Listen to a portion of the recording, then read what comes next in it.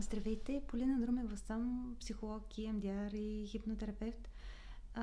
Знаете повечето от вас, че правя доста видеа за хипнотерапията, за EMDR, страховете, които изживяваме. И общо взето последното направление, в което се движа от доста време насам, това е спортната психология.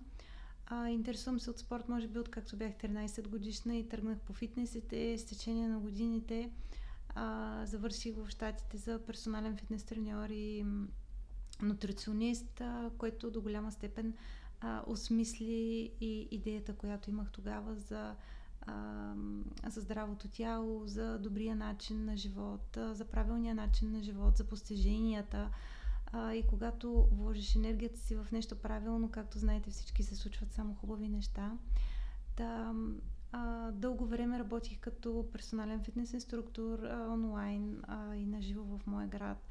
Съответно изготвила съм хранителни режими, персонални фитнес тренировки, инструктор съм по Bulgarian Back, т.е. изучих също и функционалното трениране, но нещо, което ми липсваше, беше точно тази, да кажем, липсващото парченце от пъзела беше точно тази част за работата с негативните вярвания в себе си. Прочела съм доста трудове на известни психолози, спортни психолози като Мънфорд, също така Кофин, но нещото, което някакси не ми достигаше, беше това, че осъзнанието фактически, че когато човек в миналото има дадена травма, която не е превъзмогнал, като травма не разбираме, както знаете, вече съм го казвала това в другите видеа, под травма не разбираме само, примерно, катастрофа или нещо лошо, което ни се е случило в голям мащаб, но травма може да бъде даже и карането на родителите ни, когато се върнем от училище след слаба оценка, или самото недоволство от себе си, или как сме се справили с задачите в клас, с нашите приятелства, какво ни е казвала учителката в първи клас или най-доброто ни приятелче в детската градина и така нататък. Това са все неща, които до някъде сме заметали под килима, но са важни, изграждат нашата психика и базата, на която градим останалия си живот. Така че ако има едни такива вярвания, които съществуват дълбоко в нашето подсъзнание и ние не сме работили за тях, а просто сме ги замеили, каквото и да вярваме, каквото и да искаме да постигнем, ще има винаги един такъв прът в спиците на нашето колело, който няма да ни позволи да тръгнем с максимума на сила, която имаме, защото погледнато реално всички атлети, всички спортисти имат еднакви дадености. Тялото е едно и също, всички се хранят здравословно, всички спазват режим на сън, режим на храна, но общо взето това, което ги различава в постижението, е именно психиката и начина, по който удържат на напрежението, на негативните мисли, които се появяват дори за части от милисекундата в тяхното съзнание.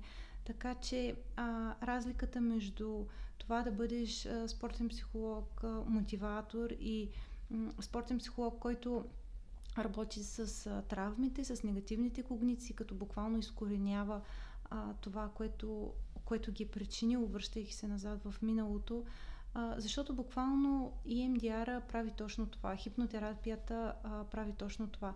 Само че в единия модел човекът е в трансово състояние, в другия с EMDR той си е в будно състояние и преработката се прави на база на движението на очите. И това, което прави, е буквално да изкара този травматичен спомен, който много често го определяме даже и като не толкова травматичен, но който не можем да наречем факт, защото все още предизвиква някакви негативни усещания в нашето тяло или някакви чувства, които все още не завладяват, и да го изкара и да го погледнем с ресурсите, които имаме сега, които сме изградили примерно, ако този спомен се е случил примерно на 7 годишна възраст, а в момента сме на 30, т.е. имаме едни 23 години разлика, в които сме станали по-силни, по-уверени. Имало е събития в тия 23 години, в които общо взето сме си доказали, че сме добри в това, което правим. Ако става въпрос примерно за някой матч, ако примерно играеш баскетбол или футбол, или дори в индивидуалните спортове, си изградил една психика на победи, дори и да си най-лошия спортист, все пак са ти се случвали моменти, в които си се представил доста добре и се взимат точно тия спомени, усещанията, радостта, която те взема след това. Ако щеш, дори и въздуха мирише по различен начин. И когато се сетиш за едно такова събитие, цялото ти тяло започва да отговаря на тая радост, на това чувство на успешност и това се пренася и днес.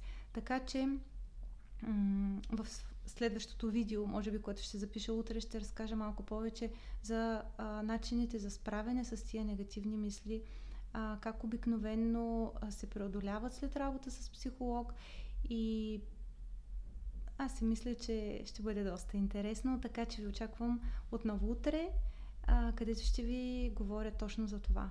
За начините, с които можем да се справим с тези негативни мисли и да си помогнем самостоятелно, дори и без помощта на психолог. Хубав ден за сега и довиждане!